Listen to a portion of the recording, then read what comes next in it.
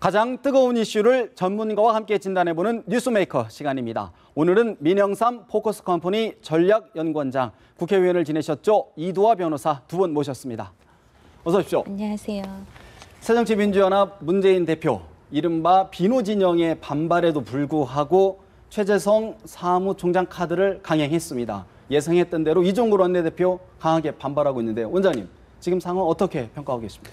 그러니까 결국에는 이제 그 친노 비노 주류 비주류 간의 세력 간의 다툼이라고 일각에서 우리가 얘기를 하긴 하지만은 결국에 객관적으로 보면은 그 새정치민주연합이라고 개명한 민주당의 세력의 중심부, 심장부, 텃밭, 안밭이라고 하는 그 호남 지역의 지역 기반인 호남 지역의 민심을 과연 보듬을 수 있는 인사인가 하는 부분에서 생각을 해보면은 상당히 향후에 새정치민주연합의 진로에 있어서 부정적 영향을 미칠 것이라고 이렇게 전망이 됩니다. 네, 우리 이 변호사님은 어떻게 평가하십니까? 예, 지금 말씀하신 것처럼 사실 이 최재성 사무총장의 카드는 문재인 대표의 리더십이라든가 문재인 대표의 총선과 관련된 생각을 읽을 수 있는 거죠. 그렇기 때문에 비노나 비주류가 반발할 수밖에 없는 거고요. 최재성 그 사무총장의 개인적인 캐릭터, 아니면 지난 2010년에 그 지방선거에서 부위원장을 역임하면서 시민공천 배심원제로 운영하면서 보여준 그 비노계에서 그 편파적인 공천 성향이 있다고 반발할 수 있는 근거가 있는 그런 자료, 이런 성향을 봤을 때 이 2020대 총선, 그죠? 2016년에 20대 총선에 있어서 비노 진영, 비주류 측이 일정 부분 그 불이익을 입을 수밖에 없고 친노 진영 중심으로 뭉칠 수밖에 없다. 그리고 문재인 대표의 어떤 대리인으로서 공천의 칼날을 휘두르는 그런 역할을 할 거라고 예상이 되기 때문에 비주류 측은 개인도 그렇지만 개개인도 자신의 공천이 걸려 있을 수 있지만 그 세력이 살아남을 수 있느냐? 왜냐하면 국회의원이 돼야 일정 부분 살아남을 수 있는 그런 부분이 있기 때문에요. 거기에 대한 그 반발이 당내 갈등이 점화되고 있는, 그래서 이제 원심력이 작용해서 분당이나 신당, 창당 여러 가지 얘기가 나오고 있는 것 같습니다. 이 변호사님께서는 사실 이제 여의도에서 정당 생활을 하셨는데 시민들이 볼 때 사무총장이라는 자리가 지금에도 그렇게 정당 공천을 좌지우지할 수 있는 어떤 핵심적인 자리인가요? 예, 원래 전략 공천이 많았던 시기에 있어서는 사무총장이 거의 절대적이죠. 물론 대표가 일이 실질적인 일이고, 그다음에 이제 당 서열에서 사무총장은 한 4위 정도 되지만 공천을 앞두고 총선 공천에 있어서는 실질적으로 2인자거든요. 근데 1인자인 대표는 멀리 있기 때문에 개개의 국회의원들이나 아니면 공천을 신청한 사람들 입장에서는 가장 가까이 있는 힘센 사람, 1위로 느껴지는 사람이 사무총장이고, 사무총장의 말 한마디 한마디가 자신의 공천을 시사하는 발언인지 아닌지 뭐 정말 복음과 같이 그걸 막 해석하느라고 이렇게 생각을 많이 깊이 하게 되기도 하고, 이런 영향력이 있는데요. 근데 지금도 뭐 새누리당 같은 경우에는 오픈 프라이머리로 가겠다는 입장이니까 일정 부분 사무총장의 영향력이 줄어들 수도 있을 겁니다. 근데 야당도 일정 부분 상향식 공천을 하겠다고 하지만 혁신위에서 발표한 안을 보더라도 혁신위에서 뭐 여러 가지 공천평가위원회라든가 공천관리단이라든가 이런 사람을 외부 인사로 구성을 하겠다라는 거 하고, 또 최재성 사무총장이 네트워크 추진 단장을 하지 않았습니까? 그럼 모바일과 관련돼서 그런 그 일반 국민들의 여론을 그 공천에 반영하는 데 있어서 사무총장이 어떤 역할을 하느냐에 따라서 완전히 전략 공천에 있어서만이 아니라 그런 상향식 공천에 있어서도 최재성 사무총장은 아주 영향력을 미칠 수밖에 없는 그런 구조로 보여주고 있는 것 같습니다. 그러니까 실제 공천에 관여하진 않더라도 공천하는 그런 틀을 만드는데 관여할 수 있다, 그렇게 봐야 되겠군요. 근데 극명하게 사무총장의 힘을 보여주는 사례가 박근혜 대통령께서 한나라당에 있을 적에 친박의 공천 학살을 당했지 않습니까? 그때 그 유명한 얘기가 있었죠. 국민도 속고 나도 속았소. 살아서 돌아오시오. 그때 바로 친이계 이방호 사무총장이 바로 이명박 대통령하고 전화 받고 다 한 거예요. 극명하게 우리가 사무총장의 역할과 힘을 볼 수 있죠. 그렇군요. 사실 그런데 문재인 대표 입장에서는 사실 비노 진영의 반발 충분히 예상을 했을 겁니다. 또 당을 끌어가는데 매우 힘들겠다라는 것을 생각을 했음에도 불구하고 이렇게 강행한 카드, 그 배경이 뭐라고 보십니까? 결국에 문재인 대표 입장에서는 어차피 여기서 사무총장을 관철시키지 못할 경우에는 허수아비 대표가 된다라고 아마 문재인 대표를 둘러싼 참모들도 다 같이 맡은 생각을 했을 거예요.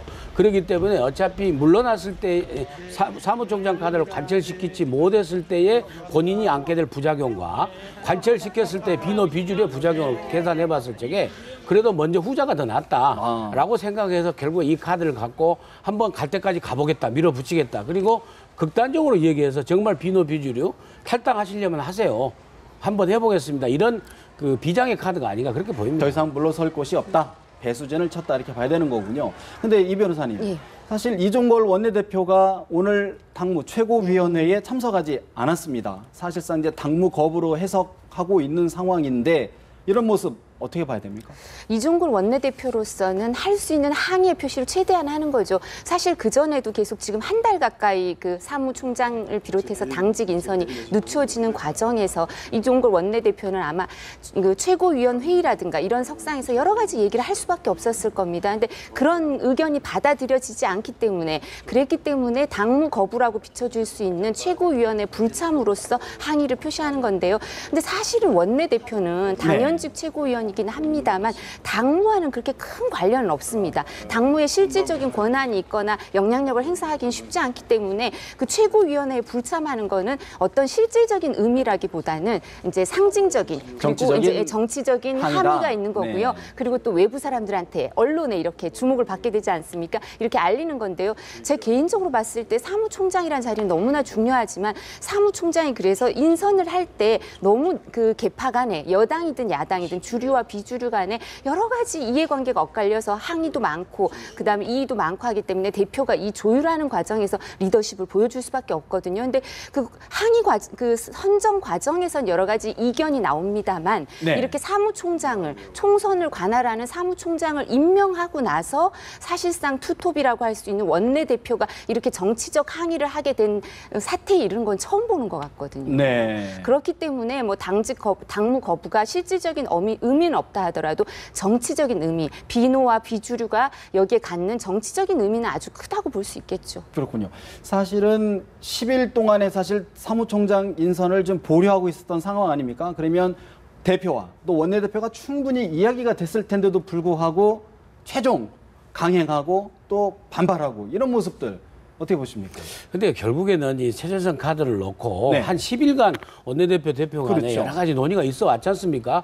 그러면 제가 생각할 적에는 제 개인적인 의견으로는 이 정도 했으면은 원내대표를 그만두지 않을 바에는 수용해야 된다. 수용해야 된다고 저는 봅니다. 그렇지 않으면 뭐하러 같이 대표 원내대표를 합니까? 그렇지 않습니까? 그래서 이 정도로 갖다가 의견 표시를 하고 나서 그러면 비노 비주류 측에서도 아 이종걸 원내대표가 비노 비주류 측의 의견을 갖다 충분히 반영했구나라고 할 만큼 했다. 예, 저기 뭐 익스큐즈 할 거예요. 저는 그렇게 봅니다. 그래서 이종걸 원내대표가 이제 복귀하리라고 보는데 그리고 또 원내대표는 당무에 관해서는 대표가 먼저입니다. 네. 그리고 원내대표는 원내 정책, 원내 그 구성을 이끌어가는 데한 정권을 쥐고 있는 것이지 당무에 관한 정권은 사실 대표가 먼저 쥐고 있는 거죠. 그리고 인사 문제는 어찌됐건 간에 큰 틀에서 국가에서 뭐 여야도 마찬가지고 그 당내에서 주류 비주도 마찬가지고 항상 소수가 자수결의 원칙에 의해서 주류의 의견을 항의 뜻을 만큼 편만큼 펴두고 나중에 따라야 된다는 게 그게 민주주의 원리 아닌가요? 네, 사무총장 자리만큼은 대표 살림살이를 맡는 자리니까 대표가 해야 된다 그런 취지고요.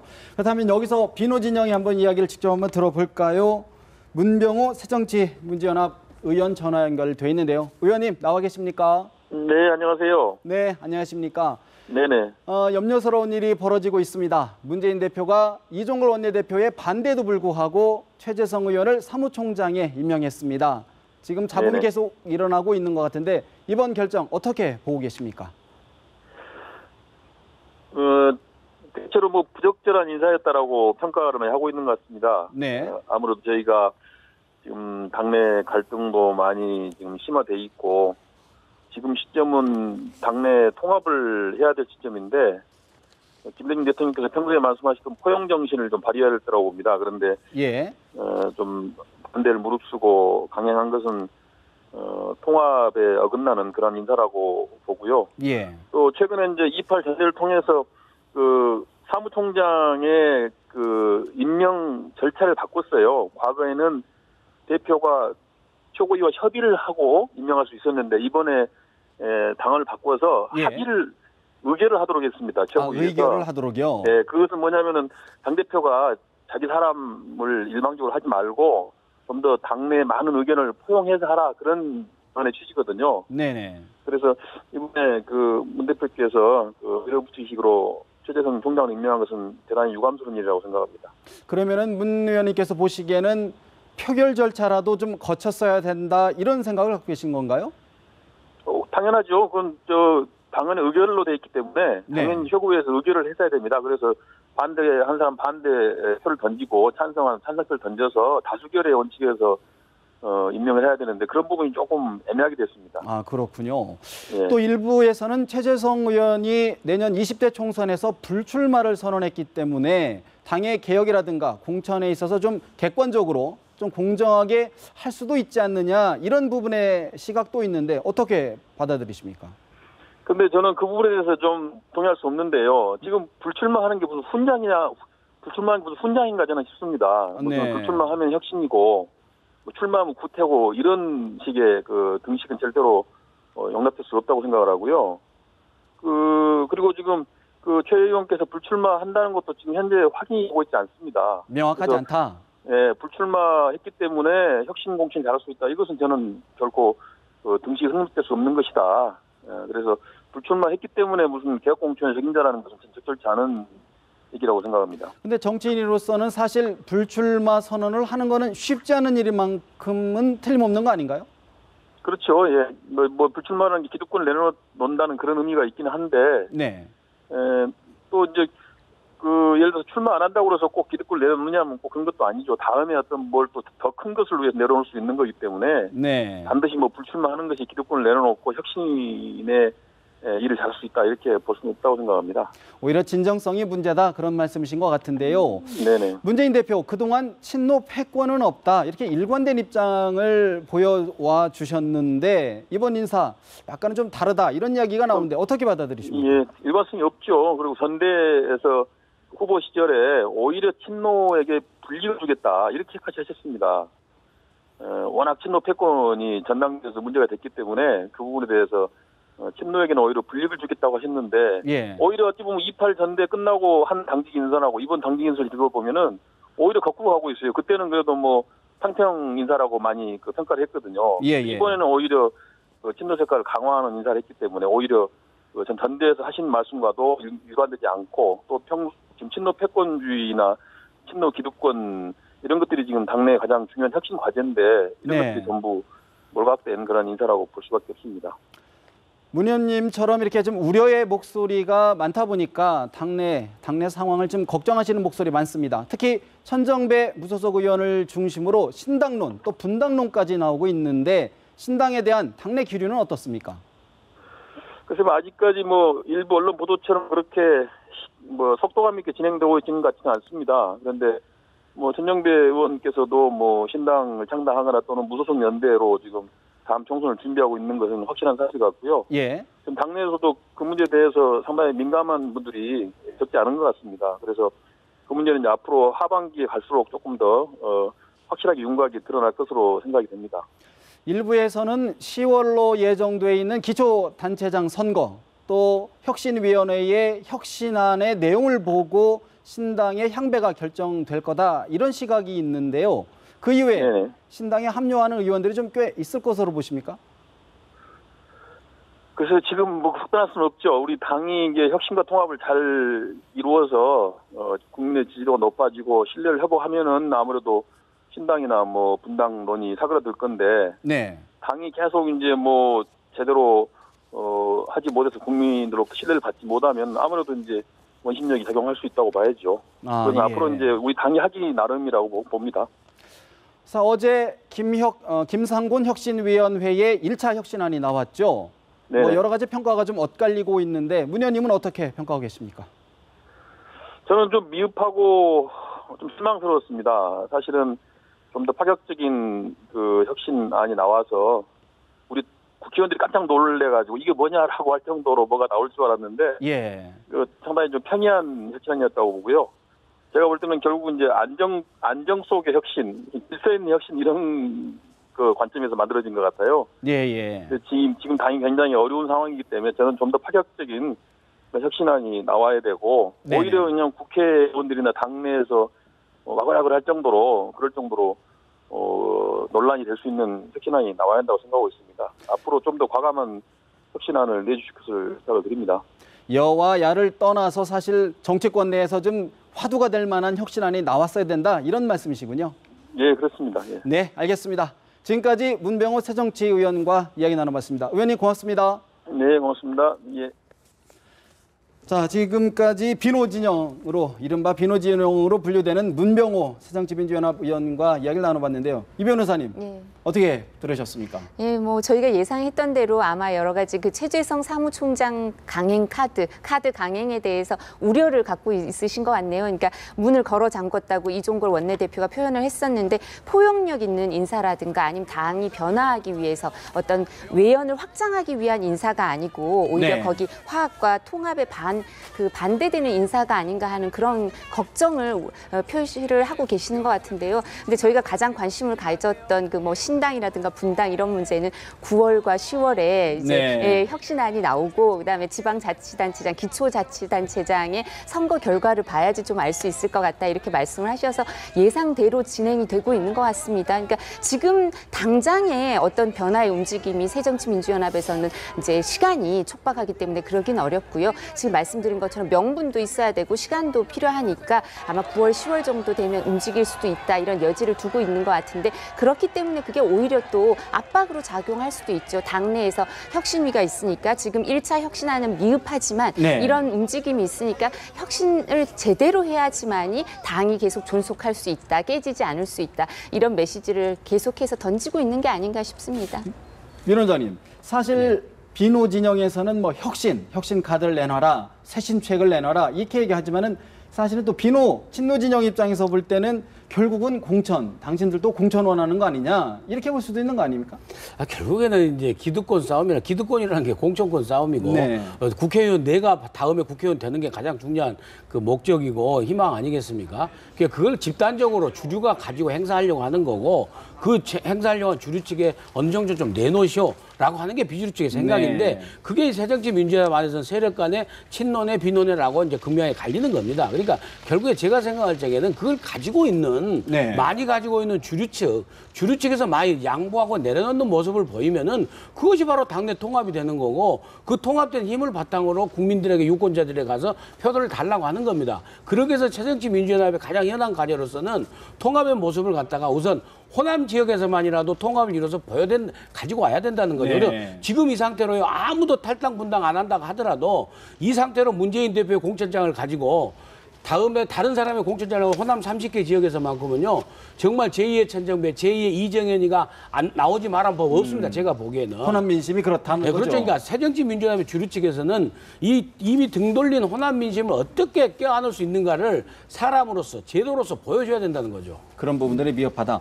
사실 그런데 이런 와중에 또 새정치민주연합 내에 SNS 또 파문들이 좀 일고 있습니다. 보니까 좀 굉장히 좀 조심스럽긴 한데 지금 화면에 잠깐 비춰주실까요? 보면 지금 S 의원이 늦게 나와서 최재성 자리한자 비켜라 뭐 등등 이런 얘기를 하면서 해당 의원을 뭐 폭력을 행사했다. 뭐 이것 좀 아직 정확하게 확인은 안 되는데 참 어수선한 당내 상황을 그대로 보여주는 것 같은데 변호사님 어떻게 보십니까? 그 최재성 신임 사무총장을 비난하려면 항상 두 가지가 나오거든요. 저 얘기하고 하나가 최재성 의원이 처음에 정치에 입문할 적에 사실은 한나라당에 먼저 노크를 했었어요. 그 두 가지가 항상 비방으로 나옵니다. 근데 저게 사실은 아니든지 간에 네. 지금 상황에 저렇게 비방할 상황은 아니라고 봅니다. 근데 우선 이제 팩트로 말씀드리면 네. 저도 이제 오래전 18대 때 일입니다. 18대 때 일. 네. 18대 때 일에 그 최재성 의원보다도 사실은 더 키도 크고 또 나이도 많은 의원에게 네. 최재성 의원이 상당히 폭력에 가까운 걸 했던 걸로 얘기가 다 나옵니다. 근데 저 얘기를 지금 이게 돌리는 거 하면 또 저 문자를 핸드폰으로 받아가지고 꼭 김무성, 유승민 그 KY 문자 거기 하듯이 똑같이 카메라 기자에게 의도적으로 잡힌 듯한 그런 의도가 보여요. 그렇기 때문에 결국에 제가 누워서 침 뱉기가 아닌가 저는 그렇게 봅니다. 흔들기다. 네, 그러니까 지금 이게 사실 시간을 저도 이렇게 언론 보도를 통해서 봤는데요. 문자를 받은 건 오전 8시 55분 아닙니까? 네네. 이제 MMS로 받. 근데 확인하시는 시간은 오후 한 2시 뭐 몇 분 이렇게 돼 있더라고요. 그런 걸 보면 사실 본회의장에서 앉아서 이렇게 보신 건데 오전에 받은 문자를 오전 8시에는 본회의가 시작이 안 되거든요. 네, 그죠? 본회의장에 네. 들어와 있질 않으니까 본회의장에 들어오셔서 이 문자를 보시는 걸 보면 언론에 노출하려는 의도가 있었던 네, 게 아닌가 네. 싶어서 민 원장님 말씀하시는 네네. 것처럼 근데 임명된 상태에서 이렇게 사실 저런 건 정말 인신공격적인 사실인지 아닌지 몰라도 뭐 사실이라고 하더라도 이렇게 인격적인 좀 문제가 있다 그렇죠. 이런 걸 보여주는 네. 거니까 야당의 사무총장이 그런 분이 됐다고 하면 국민들도 그렇고 뭐 여당 입장에서 이렇게 되면 정치 불신, 정치 혐오로 이어질 수 있으니까 바람직하지는 않은 것 같습니다. 바람직하진 않다. 네. 어쨌든 저것이 지금 뭐 당장 지금 벌어진 일도 아니고 네. 이전에 있었던 일이고 하니까 이 부분은 어차피 진통의 하나로 봐야 될 것 같고요. 사실 지금 거듭 저희들이 이야기하는데 새정치민주연합 분당, 신당설이 굉장히 심각하게 나오는 것 같습니다. 박지원 의원 같은 경우는 뭐 4가지의 어떤 그 그룹이 있다. 뭐 이런 정도까지 얘기를 하고 있는데 이 의원님 어떻게 보십니까? 신당. 사실 신당에 대해서는 뭐 천정배 의원이 여러 가지 얘기도 했고 가능성이 항상 있는 거죠. 그리고 저는 어떤 생각도 했냐면 문재인 대표가 뭐 발표되지 않은 그 미공개 그 메시지 발표문이라든가 이런 그 일련의 친노 주류 측의 메시지는 일관된 것 같습니다. 비노나 아니 비주류와 한 지붕을 잇고 살 수는 없다 이런 게 아닌가 싶은데요. 김경엽 의원이 세작 발언을 한 것처럼 네. 그 서로에 대한 인식이 그렇게 세작으로 보는 거죠. 새누리당보다 더 문제가 있는 새누리당 소속 국회의원들보다 본인들과 더 사이가 안 좋다고 느끼는 부류들이 어떻게 같은 지붕을 이고 살 수가 있겠습니까? 그래서 제가 생각하기에는 새누리당과의 역학 관계가 있기 때문에 당장에 이 부분이 뭐 쪼개진다, 분당 이런 게 있을 수는 없지만 더 이상은 같이 갈 수 없는 게 그 큰 흐름이 아닌가 싶고요. 그래서 총선을 전후해서 총선 전에 한다면 역산을 해서 필요한 시간이 있습니다. 네. 뭐 신당을 창당한다든지 아니면 무소속 연대를 한다 하더라도 필요한 시간이 있기 때문에 아까 말씀드린 것처럼 가을 시점에는 혁신안이 미흡하다 이래야 명분도 있을 수 있으니까 뭐 혁신안이 아주 파격적인 게 나와서 당이 개혁이 가능하고 문재인 대표가 리더십을 보이는 상황에서 또 깨고 나오기는 어렵지 그렇지요. 않겠습니까? 혁신안이 미흡하다. 그리고 기초자치단체장 선거에 있어서 어떤 계기가 있고 하면 그때쯤에 일련의 가시화된 움직임이 보일 수 있다고 생각하는데요. 이 시점에 그런 움직임이 있다면 아마 한국 그 정당사에 있어서 새로운 움직임일 수 있죠. 왜냐하면 그 야권에 있어서도 어떤 그 대선 주자급의 아주 독보적인 존재가 그 이 신당 창당의 움직임에 가세하긴 쉽지 않을 것 같은데 그런 내에서 어떤 자생적인 그럼에도 불구하고 신당이 가능하다면 그리고 가능할 수도 있을 것 같아서요. 새로운 또 지켜볼 만한 추이점이라고 생각합니다. 신당이 된다 그러면 올가을 추석 밥상 이전에는 뭔가 좀 가시적인 모습을 보여줘야 될 것 같은데 현실적으로 그게 가능하겠느냐? 좀 현실론도 사실 있는 것 같은데 민 원장님 어떻게 보십니까? 근데 우리 대한민국에서 가장 중요한 민심이 추석 민심하고 설 밥상 민심 아닙니까? 네. 아마 금년 추석의 밥상 민심은 야권의 신당, 분당, 창당 마트 여러 가지 이런 일로 밥상이 가장 큰 메뉴가 되지 않을까 현재까지 제가 예측해 보면은 그리고 또 한편으로는 야권에 있어서 지금 신당이네 분당이네 하는 분열은 이미 저는 진행되고 있다고 봅니다. 그 파괴력이 어느 정도인가 아닌가는 나중에 봐야 알겠지만은 이미 야권의 분열은 시작되고 있다. 저는 그렇게 진단합니다. 그렇군요. 그러면 그 촉매자가 뭐라고 보십니까? 그 촉매자가 바로 김경엽 의원의 세작 발언이고 최재성 의원을 사무총장으로 임명한 문재인 대표의 리더십이고 그런데 계속 이어지는 거죠. 그리고 그 중심 인물에 사실 내놓고 얘기는 못하지만은 김한길, 박지원 의원도 다 심리적으로 저는 동조한다고 저는 보고 있고 네. 그다음에 내놓고 얘기하는 분은 박주선 의원이고 다 그렇다고 저는 봅니다. 결국에는 호남을 생각하는 호남 세력 또 친노를 생각하는 친노 중심의 양대 세력이 같이 갈 수 없을 것이다. 이렇게 봐야 되는 겁니까? 앞으로 어떤 특단의 인물이 특단의 제도를 가지고 통합을 하면 그런 가능성은 남아있지만은 현재 상태로는 그렇지 쉽게 되지 않다. 왜냐하면 호남 민심이 워낙 문재인 대표 체제에 대해서 친노 그룹에 대해서 이반이 돼 있기 때문에 상당히 쉽지 않다. 그래서 정말로 오히려 이 양당 체제에 300석 중에 290석을 차지하고 있는 양당 체제에 대한 그런 그 피로감도 사실 있습니다. 그래서 예. 오히려 1988년도 13대 총선에 있어서 통일민주당, 평화민주당 그리고 신민주공화당 그래서 여소야대가 되는 그런 구도가 올 수도 있다고 저는 봅니다. 예. 그리고 또 무엇보다도 사실 호남 민심 얘기도 하셨지만 네. 호남은 지금 의석수가 30석 아닙니까? 근데 8명, 그중에 8명이 사실 무소속의 경험이 있는 분들이거든요. 그러니까 새누리당 같은 경우에는 이런 신당, 분당 이런 게 쉽지 않습니다. 대기업화돼 있어서 새누리당 소속 국회의원이나 아니면 거기에 관련돼서 이제 정치를 해보려고 하는 사람들은 새누리당 소속이 돼 있어서 내가 공천을 못 받더라도 다음에 기회가 있겠지. 그렇지만 네. 대기업과 비슷해서 새누리당 그늘 아래, 지붕 아래 있어야겠다 이런 의식이 강하지만 지금 말씀드린 것처럼 그 새정치민주연합은 뭐 당명도 계속 바뀐 것처럼 정체성에 있어서 일정 부분 그 혼란도 있지만 또 그리고 세력에 있어서 그 같은 지붕을 이고 살 수 없다는 그런 적대감도 네. 존재하고요. 그리고 무소속으로 나와도 당선될 수 있다는. 그러니까 대기업 산하가 아니라 새정치민주연합이 대기업과 같은 존재가 아니라 뭐 어떤 분은 그렇게 얘기하시더라고. 중소 이제 그 자영업자들의 연합 비슷한 그런 의미가 있기 때문에 오히려 원심력이 더 크게 작용하는 정당이 아닌가 싶습니다. 그렇군요. 사실 오늘 현안 하나를 좀 짚고 넘어가야 될 것 같은데 검찰이 노무현 전 대통령의 친형 노건평 씨를 소환을 했습니다. 4번째 검찰 조사를 받게 되는 건데 야당에서는 뭐 공안 탄압이다, 야당 탄압이다 이런 말 나오는데 위원장님 어떻게 보고 계십니까? 아무튼 제가 보기에는 검찰이 이제 그 성완종 8인 리스트 수사에 있어서 하나의 출구를 찾고 있는 것 같아요. 그리고 출구는 이제 결국에 성완종 특별 사면 별건인 그걸 가지고 노건평 씨를 갖다가 소환하는 것 같은데 야권 입장에서 충분히 그렇게 얘기할 수가 있죠. 그런데 검찰의 곤혹스러운 모습을 저는 충분히 이해는 합니다. 그렇지만은 좀 더 당당하게 국민들한테 하는 게 좋지 않을까. 그리고 간단하게 보면은 그 법률가가 말씀하시겠지만은 결국에 공소시효가 이미 지난 걸로 돼 있지 않습니까? 특별사면 문제는 뭐 7년이요. 뭐 7년으로 지금 그러면은 공소시효 지났다고 수사 안 한 김기춘 비서실장가 그거하고 형평이 안 맞지 않습니까? 근데 이 부분과 관련해서는 우선 이제 아마 10시 40분께 출석을 해서 참고인으로 조사를 지금 네, 받고 이제 있다고. 비공개로 소환을 했죠. 그리고 지금 검찰에서 밝힌 건 변호인이 동행해서 같이 이제 참석할 조사를 하고 있는데요. 당사자가 이제 노건평 씨가 동의를 해서 조사를 하는 건데, 근데 이 성완종 전 회장의 특별 사면 청탁과 관련돼서는 그 경남기업 측에서 어떤 사람이 이제 관계자가 구체적인 진술을 했다고 합니다. 그러니까 노건평 씨한테 부탁을 했다 이런 진술이 있기 때문에 소환해서 이 부분을 확인을 해야겠다는 입장이고요. 그러니까 부탁을 받은 사실이 있는지, 부탁을 받아서는 그렇다면 그 관계자, 사면 작업을 하는 사람들에게 실제 청탁을 한 적이 있는지 확인을 하겠다는 건데요. 이 확인을 하면서 뭐 이 부분은 노건평 씨가 대답을 해줘야 되는 부분이기 때문에 그런데 노건평 씨 입장에서는 아마 부탁은 받았지만 거절했다 이렇게 얘기를 네, 하고 있는 현재까지 건데, 입장이죠. 예, 그래서 이 부분이 정리가 될 거고요. 공소시효와 관련해서는 7년이 됐지만 이제 왜냐하면 특별사면과 관련해서는 주로 처벌을 알선 수재나 변호사법 위반으로 처벌을 하니까 공소시효는 지났다고 할 수 있는데요.